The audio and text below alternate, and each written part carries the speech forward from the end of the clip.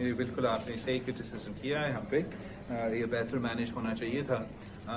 जब अपोजिशन ने आपस में तय किया था कि अपोजिशन के पास ही कमेटी रहेगा और नून लीग के रहनुमा को उसका चेयरमैनशिप भी दिलवाया जाएगा। जैसे आपको पता है, नेशनल असम्बली में मैं खुद ह्यूमन राइट्स कमेटी का चेयर हूँ। बाद में पता चला कि एक ट्रेड हुआ है, ह्यूमन राइट्स कमेटी को डिफेंस कमेटी के लिए ट्रेड किया जाता है।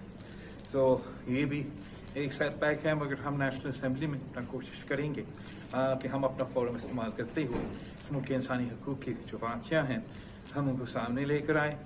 जैसे आपको पता है, मैंने असदुर साहब के वाक़या पे स्टैंडिंग कमेटी ह्यूमन राइट्स के चेयरमैन होते हुए नोटिस भी दिया और हम मुतालबा किया कि हम ये मीटिंग करें।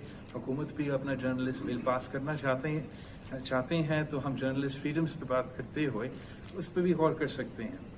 और हमें कमेटी रूम भी दिलवाया गया था, लेकिन अभी में मुझे बताया गया है कि वो कमेटी रूम वापस ली गई, हमारा मीटिंग की इजाज़त नहीं दिया जा रहा है।